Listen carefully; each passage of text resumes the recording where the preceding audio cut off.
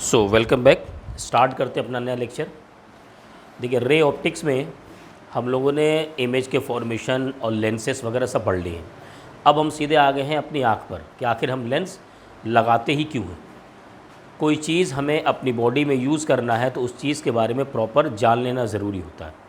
अब हमने लेंस के बारे में जान लिया है कि लेंस के थ्रू इमेज का फॉर्मेशन कहाँ कब कैसे होता है। अब हमें क्या करना है कि अपनी आँख पे उसे यूज़ करना है। तो यूज़ तो नॉर्मल आदमी करेगा नहीं, जिसकी आँख सही है उसे लेंस यूज़ करने की ज़रूरत नहीं। तो पहली बात तो बीमारी पड़ी है कि आखिर किस कंडीशन में हमें लेंस यूज़ करनी है और कौन सी लेंस यूज़ करनी है। ठीक है, तो सबसे पहले हम थोड़ा आँख के स्ट्रक्चर के बारे में डिस्कस कर लेते हैं। देखो, देखा जाए तो आँख की बात की जाए तो उसमें कई सारे पार्ट होते हैं, है ना। अगर आँख की बात की जाए तो ये पार्ट बहुत सारे हैं। यहाँ पर छोटे छोटे कई सारी चीज़ें लगी होती हैं। इन सब को मिला करके बन जाता है लेंस। क्या बन जाता है? लेंस। और इस लेंस को जो कवर किए रहता है, जो कंट्रोल किया रहता है, वो होते हैं सिलियरी मसल्स। क्या होता है? Ciliary muscles. यानी अगर इस लेंस की फोकल लेंथ को चेंज करना है, यानी थिक करना है, थिन करना है, तो हम क्या करेंगे? इस सिलियरी मसल्स के थ्रू हम चेंज करेंगे, यानी अपनी आँख पर। अब होता क्या है समझिएगा। कोई भी रे जब आती है, इंसिडेंट रे, तो ये यहाँ आती है। इंसिडेंट रे कहाँ पर आएगी? इस लेंस पर आएगी। और सिलियरी मसल्स हमारा क्या कर रहा है? उसको कंट्रोल कर रहा। सिलियरी मसल्स का काम ये है कि ये जो रे आई है उसके थ्रू जिस लेंस पर ये इंसिडेंट हो रही है उस लेंस की फोकल लेंथ इतना मैनेज कर दें, यानी कि हम क्या करें, उसको ऐसा एकोमोडेट करें कि वो जो लेंस है इसकी इमेज यहाँ पर्दे पर यानी कि रेटिना पर बना दें। अगर यहाँ रेटिना पर इमेज बनती है तो वो आपको क्लियर दिखेगी। अब इस इमेज का काम कैसे होगा? देखिए, ये जो इमेज बनती है वो रियल बनती है लेकिन उल्टी बनती है। अब यहाँ से ये जो इमेज के फॉर्मेशन हुई है, इस इमेज को क्या करते हैं? इलेक्ट्रिकली सिग्नल के थ्रू क्या करते हैं? ऑप्टिक न्यूराइटिस जुड़ा होता है। ये आँख हो गई और पीछे ब्रेन हो गया, तो इसको कनेक्ट वाली जो नर्व होती है उसे कहते हैं ऑप्टिक न्यूराइटिस। तो यहाँ से सिग्नल जाता है हमारी ब्रेन पर, और ब्रेन क्या करता है? उसको उल्टे को सीधा करके उसे ऑब्जर्व कर लेता है, उसे क्या करता है? समझ लेता है। तो ये होता है काम। अब हमारा काम क्या है रे ऑप्टिक्स में? हमारा काम ये है कि ये जो रे आई है अगर वो रेटिना पर बन रही है तो ठीक है, कोई दिक्कत नहीं। लेकिन अगर रेटिना पर नहीं बन रही है तो हमें कोई ना कोई लेंस लगानी पड़ेगी। क्लियर? तो सबसे पहले समझते हैं कि आखिर इस लेंस का काम होता कैसे है। अभी मैंने आपको बताया एकोमोडेशन, यानी ये जो सिलियरी मसल्स हैं इस लेंस की थिकनेस को एकोमोडेट करती हैं। क्यों? ताकि रेटिना पर वहाँ पर उसकी इमेज का फॉर्मेशन हो सके। एकोमोडेशन इज़ द एबिलिटी और property of the eye lens due to which it can change its curvature और फोकल लेंथ। कर्वेचर चेंज करने का मतलब क्या है? कि उसकी थिकनेस को कम या ज़्यादा करना, और ये चेंज करते ही उसकी फोकल लेंथ बदल जाएगी। Length so that image of object at various distances can be formed on the same retina। यानी हमेशा हमारी कोशिश ये होगी कि रेटिना पर ही इमेज का फॉर्मेशन हो। अब आगे समझिए कि दो तरीके के हमें वो ऑब्जेक्ट मिल सकते हैं। एक ऑब्जेक्ट तो मिलेगा बहुत दूर। बहुत दूर का मतलब ये है कि जो रे आएगी वो पैरेलल आएंगी। कैसी आएंगी? पैरेलल। और आप जानते हैं कि जब पैरेलल रे आती है और किसी लेंस पर इंसिडेंट होती है तो इमेज का फॉर्मेशन कहाँ होता है? फोकस पर। तो सेम चीज़ यहाँ पर हो जाती है कि यहाँ पर पैरेलल रे आई किसी दूर से। ये पहला केस लिया गया है, वीविंग फार ऑफ ऑब्जेक्ट। जो ऑब्जेक्ट है बहुत दूर है। बहुत दूर का मतलब वो इनफाइनाइट डेंस से आ रही हैं, पैरेलल आ रही हैं। तो ये जो पैरेलल आएंगी यहाँ से जो क्या होगा? रिफ्रैक्शन होगा और ये जाकर के रेटिना पर मिलेगी। इसका मतलब एक बात समझ रहे हो? यहाँ जो सिलियरी मसल्स हैं उन्होंने इस लेंस की थिकनेस को इतना कम कर दिया है, इतनी थिन बनाया है कि इसकी फोकल लेंथ, फोकस कहाँ है? आई पर है। ये जो इमेज बन रहा है यही क्या है? यही इस लेंस का फोकस भी हो गया, क्योंकि रे कैसे आई थी? पैरेलल। क्लियर बात समझ में आ गई? यानी अगर कोई पूछे कि भाई जब एक नॉर्मल विज़न होता है, सही विज़न, और उस केस में जबकि रे इनफाइनाइट लेंथ से आ रही हैं उस वक्त बताइए कि जो लेंस हमारी आँख की होती है उसका फोकस पॉइंट कहाँ होता है, तो आप कहेंगे रेटिना पर, क्योंकि इमेज वहीं पर बनाना है उसे। क्लियर। तो इस केस में क्या होता है कि ये जो सिलियरी मसल्स यहाँ पर भी लगी होती हैं वो इस लेंस को थिन कर देती है ताकि इसकी इमेज का फॉर्मेशन यहाँ पर हो जाए। और दूसरा केस ये होता है कि मान लीजिए ऑब्जेक्ट क्या है, वो बहुत करीब है। अच्छा, जो नॉर्मल विज़न का सबसे मिनिमम ऑब्जेक्ट होता है वो होता है 25 सेंटीमीटर, हम सब लोग जानते हैं। तो ये ऑब्जेक्ट क्या है, ये 25 सेंटीमीटर पर रखा हुआ है। अब यहाँ नज़दीक आ गया तो इसकी जो थिकनेस है लेंस की वो सिलियरी मसल्स क्या करेंगे, इंक्रीज़ कर देंगी, और इंक्रीज़ करके इतना कर देंगी ताकि इमेज का फॉर्मेशन फिर से रेटिना पर हो जाए। अब इस केस में ये नहीं कह सकते कि फोकस इमेज पर है, नहीं, इस केस में सिर्फ कह सकते हैं क्योंकि रे पैरेलल आई थी और अपने आप वो फोकस पे ले जाती हैं। इस केस में तो इमेज का फॉर्मेशन कराया गया है थिकनेस को इंक्रीज़ करके। अब जब लेंस हमारी ब्रॉड होती है, थिक होती हैं, तो हमारा क्या होता है, हमारी सिलियरी मसल पर जोर पड़ता है। अगर आप कोई चीज़ 25 सेंटीमीटर से करीब लेके जाके पढ़ेंगे तो आपका पड़ेगा, आपको पेन होने लगेगा कुछ देर बाद। क्यों? क्योंकि इसकी थिकनेस को बढ़ाया जा रहा है ताकि इमेज का फॉर्मेशन यहीं पर हो। और अगर आपने सिलियरी मसल से नहीं बढ़ाया, थिकनेस नहीं बढ़ाया और आप कॉन्सेंट्रेट नहीं कर रहे हो उस पर, तो क्या होगा, आपको धुंधली हुई दिखेगी, वो साफ़ नहीं दिखेगा। और आपको करीब से ध्यान से देखना है तो अब इस पर पेन हो रहा है, इस पर दर्द हो रहा है। क्यों? क्योंकि इमेज का फॉर्मेशन किसी भी हालत में वो रेटिना पर ही करने जा रहा है, इसलिए क्या कर रहा है, वो प्रेशर लगा करके उसकी थिकनेस को इंक्रीज़ कर रहा है। क्लियर। तो ये तो हो गया नॉर्मल विज़न की बात कि दो केसेस हैं, एक ऑब्जेक्ट दूर पर रखा हुआ है, एक ऑब्जेक्ट क्या है, नियर बाय ऑब्जेक्ट है। अब इसके अलावा क्या होता है कि डिफेक्ट्स आ जाते हैं विज़न में। विज़न में डिफेक्ट्स 4 तरीके के मेन डिफेक्ट्स होते हैं। क्या होते हैं? 4 मेन डिफेक्ट्स होते हैं। पहला है मायोपिया और दूसरा है हाइपरमेट्रोमाइपिया, है ना, और third fourth presbyopia and astigmatism. ठीक है, तो ये 2 केसेस सबसे ज़्यादा हैं, इसी पर न्यूमेरिकल भी आते हैं, यही पूछा भी जाता है आपसे। ठीक है, नोट कर लीजिए, फिर इन 2 केसेस को स्टडी करते हैं यहाँ पर हम लोग।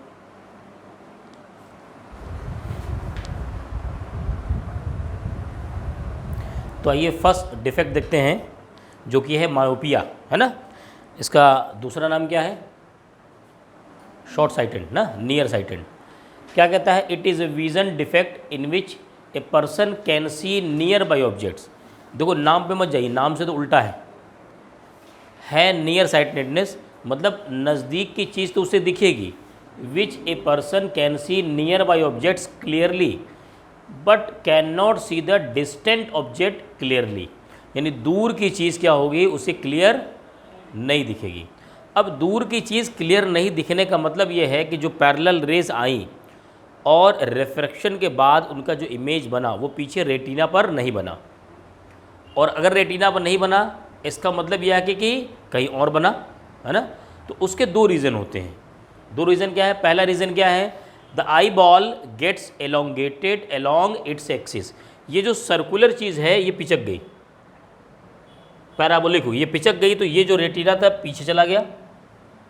एक चीज़ हो सकता है, कह रहा है elongated along its axis so that the distance between the eye lens, यानी ये रहा eye lens and the retina becomes larger, and retina becomes larger. किसी चीज़ को बॉल कैसे पिचका दो तो ये दोनों साइड इनलार्ज हो जाएंगे, डिस्टेंस बढ़ जाएगी। डिस्टेंस बढ़ गई तो यहाँ से जो इमेज यहाँ पर बननी थी वो बीच में के बनने लगी। तो बीच में जब बनेगी तो क्या होगा, जो फार डिस्टेंस से चीज़ आ रही वो आपको क्लियर नहीं दिखेगी, दूर की चीज़ आपको नहीं दिखेगी। अच्छा, ये कॉमन डिफेक्ट है जो बच्चों में पाया जाता है अक्सर। दूसरा इसका रीज़न हो सकता है the focal length of the eye lens becomes too short. देखो एक बात बताएं, फोकल लेंथ, फोकस कहाँ पर था, यहीं पर तो था, रेटिना पर। क्यों? क्योंकि रेस पैरेलल आ रही थी। अगर फोकल लेंथ कम हो गई तो इसका मतलब क्या होगा, पहले बन जाएगी कहीं इमेज। तो कह रहा है ना, the focal length of the eye lens becomes too short due to the excessive curvature of the cornea. ये जो कॉर्निया हमारा लगा हुआ है इसका कर्वेचर अगर बढ़ गया तो क्या होगा, यहीं पर बन जाएगा फोकल लेंथ। अब इसका सॉल्यूशन क्या हो सकता है? सॉल्यूशन एक ये हो सकता है कि ये जो रेज आ रही थी, ऑब्जेक्ट जो बड़े दूर से आ रही थी, उस ऑब्जेक्ट को आप नज़दीक ला कर रख दो। जो ऑब्जेक्ट दूर रखा हुआ है उसको क्या करो, नज़दीक ला कर रख दो। अब फिज़िकली पॉसिबल है नहीं भाई, हर चीज़ मैं पहाड़ देख रहा हूँ यहाँ से, तो पहाड़ तो उठा के लाऊंगा नहीं मैं। कोई कटोरा रखा है, कोई आगे नज़दीक रख दे तो मुझे दिखने लगे, वो समझ में आता है। लेकिन पहाड़ कैसे आए? तो क्या कर सकते हैं, उसे वर्चुअली ले आओ, वर्चुअली ला सकते हैं इस लेंस के थ्रू। तो यहाँ पर पहले ये दिखाया गया है कि ये जो फार ऑब्जेक्ट था उसको हमने ऑब्जेक्ट को यहाँ ले आए। अब देखो आँख पर, रेटिना पर सही बनने लगा। तो यहाँ पर आएगा कैसे? वो आएगा इस लेंस के थ्रू। आपने यहाँ एक लेंस लगाया, पैरेलल रेज आई, इनका एक इमेजिनरी जो हुआ वो यहाँ पर बनने लगा। अब इस आँख के लिए, इस लेंस के लिए ऑब्जेक्ट ये पैरेलल लाइन नहीं है, बल्कि इसके लिए ऑब्जेक्ट यहाँ पर आ गया है, करीब आ गया। अब उसकी इमेज क्या करता है, एडजस्ट करके यहाँ पर बना देगा।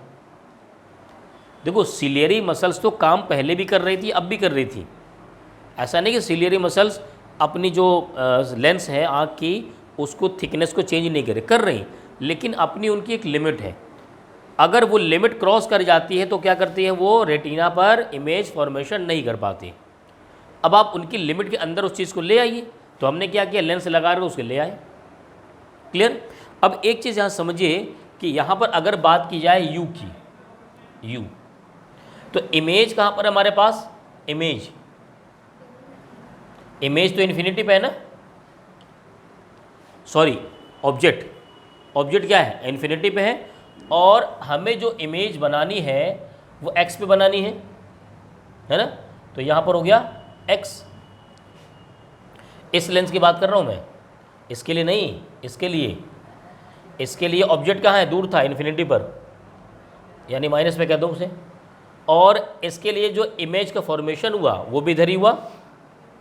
ठीक है, उसने इमेज यहाँ बना दिया तो इसके लिए ऑब्जेक्ट बन गया ना वो। तो यानी ये हो गया -x। अब इसके लिए अगर फोकल लेंथ पता करना है तो हम फॉर्मूला लगा दें लेंस का, तो वो होता है 1/f = 1/v - 1/u। मतलब मैं ये करना चाह रहा हूँ कि ये जो मैं लेंस लगा रहा हूँ उसकी फोकल लेंथ कितनी हो, मैं ये कैलकुलेट करना चाह रहा हूँ। तो ये जो मैं लेंस लगा रहा हूँ उसके लिए जो ऑब्जेक्ट था वो अभी भी तो इनफाइनाइट वाला था ना। उसने इनफाइनाइट के इमेज कहाँ बनाया, अपने करीब बना दिया। और फ़ायदा किसको हुआ, फिर इसको फ़ायदा हो गया। इसके द्वारा बनने वाले इमेज को इसने क्या बना दिया, ऑब्जेक्ट अपने लिए। बात समझ में आ रही सबको?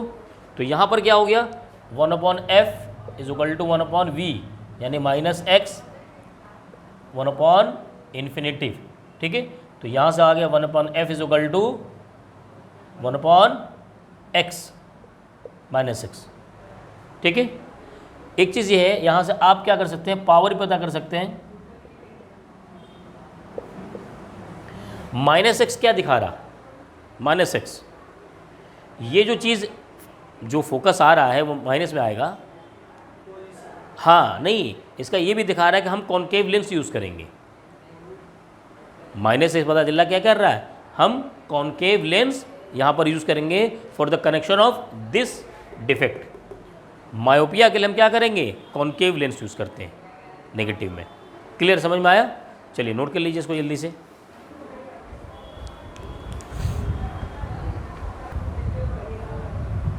चलिए आइए सेकंड डिफेक्ट समझते हैं ना, इसको समझना बहुत ज़रूरी है। इसमें ज़्यादा याद करने वाली चीज़ें नहीं कि कोई बहुत बड़ा फार्मूला, बस समझना ज़रूरी है। पिछला जो डिफेक्ट था उसमें दूर की चीज़ें क्लियर नहीं दिख रही थी, और ये डिफेक्ट ऐसा है जिसमें नज़दीक की चीज़ें क्लियर नहीं दिख रही। अब एक बात बताओ, जब आपको दूर की चीज़ क्लियर ना दिखे तो उसको सही करने के दो तरीके हैं। या तो दूर की चीज़ नज़दीक ला कर रख दो, और नहीं लग सकते तो दूर वाली की इमेज नज़दीक बना दो। अब ये जो इमेज है ये आपके लिए, आँख के लिए क्या हो गया, ऑब्जेक्ट बन गया, आप क्लियरली देख लोगे। ठीक, ऐसे ही इसका उल्टा समझो। अगर कोई नज़दीक की चीज़ है और आपको क्लियर नहीं दिख रही, उठाइए दूर रख दीजिए, सही दिखने लगेगा। या एक काम करिए, इसकी इमेज को दूर बना दीजिए तो सही दिखने लगेगा। क्लियर, वही काम यहाँ किया गया। अच्छा, एक दूसरी बात यह है कि नज़दीक तो कितना नज़दीक, भाई नज़दीक का मतलब जो मिनिमम डिस्टेंस है क्लियर देखने के लिए, नियर साइटनेस के लिए, वो क्या होता है, डी होता है ना, कैपिटल डी। और कितना होता है, 25 सेंटीमीटर। तो नियर का मतलब उतना ही रखेंगे कि उतना तो मुझे दिखना ही चाहिए, उसके और नज़दीक तो वाकई में नहीं दिखता, तो मिनिमम माना जाएगा वही, यानी 25 सेंटीमीटर। तो यानी यहाँ पर क्या है, हाइपर मेट्रोपिया और लॉन्ग साइटनेस जिसमें क्या है, नज़दीक की चीज़ क्लियर नहीं दिखती। रीज़न वही दो हैं कि एक रीज़न क्या हो गया, the eye ball becomes too small, यानी ये क्या हुआ, बहुत नज़दीक हो गया। अगर आई बॉल नज़दीक हो जाए तो क्या होगा, ये जो इमेज बनने लगी वो पीछे बनने लगेगी, तो क्लियर नहीं दिखा। Its axis so that the distance between the eye lens and retina क्या हो गया, इज रिड्यूस्ड, कम हो गया, इमेज पीछे बनने लगी। एक तो हो गया डिफेक्ट। दूसरा क्या हो सकता है, the focal length of the eye lens becomes too large, इसका फोकल लेंथ ही बहुत बढ़ गया। बहुत बढ़ने का मतलब फोकस दूर बनने लगा। अब क्या होगा, अपने आप जो है इमेज बहुत दूर बन जाएगी। तो ये दो रीज़न हो सकते हैं। अब इसका सोल्यूशन क्या है, सोल्यूशन देखो, एक बात समझो, यहाँ पर ये जो डिस्टेंस है इस वक्त ये मिनिमम ली गई है और ये कितनी है, 25 सेंटीमीटर। क्लियर, इतने पर भी दिखना चाहिए लेकिन आपको दिख नहीं रहा, मेरे सेंटेंस को समझना चाहिए। 25 सेंटीमीटर मिनिमम वो डिस्टेंस होती है जिस पर आपको क्लियर दिखना चाहिए, लेकिन आपको क्लियर नहीं दिख रहा क्योंकि इमेज पीछे बन रही। तो क्या करो, इस ऑब्जेक्ट को उठाओ और दूर रख दो, यानी कि कुछ ऐसा अरेंजमेंट कर देना चाहिए। ये जो डिस्टेंस है ये क्या है, मोर देन 25 सेंटीमीटर है। तो जो ऑब्जेक्ट का था वो मैंने n नॉर्मल पॉइंट लिया था, लेकिन मैं अब क्या करना चाह रहा हूं कि n पे न रख के मैं उसे n डैश पे रख दूं। क्लियर है, तो मैं क्या करूंगा, इस n की इमेज को क्रिएट करके कहां बनाऊंगा, n डैश पर। क्लियर, मैंने इसके लिए एक लेंस लगा दिया, कॉन्वेक्स लेंस। कॉन्वेक्स लेंस का काम ये होता है कि ये जो नज़दीक की इमेज थी उसको क्या करेगा, डाइवर्स कर देगा, यहाँ पर दिखाएगा अपना। तो ये n डैश पे बन रहा है। इसीलिए देखिए ये जो n है अभी भी 25 सेंटीमीटर है, और ये कौन सी डिस्टेंस है, ज़्यादा हो गई, मोर देन 25 हो गई। क्लियर, अब ज़रा यहाँ पर ये जो लेंस हम लगा रहे हैं, पहली बात तो उसका नेचर को समझें और फिर उसकी पावर कितनी होती है वो कैसे कैलकुलेट किया जाए। तो एक बात समझो, अगर इसकी बात की जाए, इसके लिए ऑब्जेक्ट कहाँ है, n है, इसके लिए ऑब्जेक्ट n है, यानी क्या होगा कि यहाँ पर अगर u की बात की जाए, क्या वो d है, d मतलब 25 और लेफ्ट में है तो माइनस होगा। इसकी इमेज जो v बन रहा है, पिछली बार हमने x लिया था, इस बार क्या करो, y ले लो, ये डिस्टेंस क्या करो, ये देखो ये कोई ज़्यादा डिस्टेंस नहीं है, ये तो मैंने दिखाने के लिए दूर रखा है, वरना लेंस और आँख तो एकदम नज़दीक होती है ना। अब कहोगे सर ये तो 25 नहीं है, 25 ये है, तो ये लेंस यहीं पर है पूरा, समझ गए। तो यहाँ पर क्या होगा, v हमने ले लिया -y, वहाँ पर x लिया था, इस बार यहाँ y ले लेते हैं, और हमें f कैलकुलेट करना है।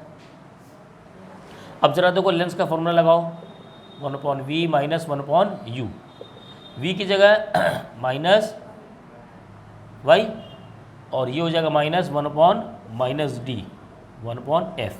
तो 1/f आ गया, इसको प्लस हो गया ना, इसको इधर रख दो, d - 1/y, सही है। एलसीएम ले लेते हैं ज़रा, यहाँ एलसीएम हो गया dy, यहाँ आ जाएगा y - d 1/f, क्या यही पावर होगा, 1/f y - d/dy, सही है, कोई डाउट नहीं, पावर ऐसे कैलकुलेट करेंगे। अभी नेचर लेकिन नहीं पता चला, पिछले बार तो नेगेटिव पॉजिटिव पता चल रहा था, नेचर देखो इससे पता चल जाएगा, y और d से। बताओ किसकी वैल्यू ज़्यादा होगी, d की वैल्यू ज़्यादा होगी या y की, y की, क्योंकि y ये रहा पूरा लंबा और d तो फिक्स है 25, यानी y is greater than d। Hence यहाँ पर क्या हो जाएगा, f क्या होगा, पॉजिटिव आएगा, और पॉजिटिव किसके लिए होता है, कॉन्वेक्स लेंस। क्लियर, यानी हम क्या करेंगे, इस डिफेक्ट में हाइपरमेट्रोपिया में क्या करेंगे, कॉन्वेक्स लेंस का यूज़ करेंगे, और कितने पावर का यूज़ करेंगे वो इससे कैलकुलेट कर लेंगे। क्लियर, सबको समझ में आ गया। चलिए इसको नोट कर लीजिए अब आप सब लोग।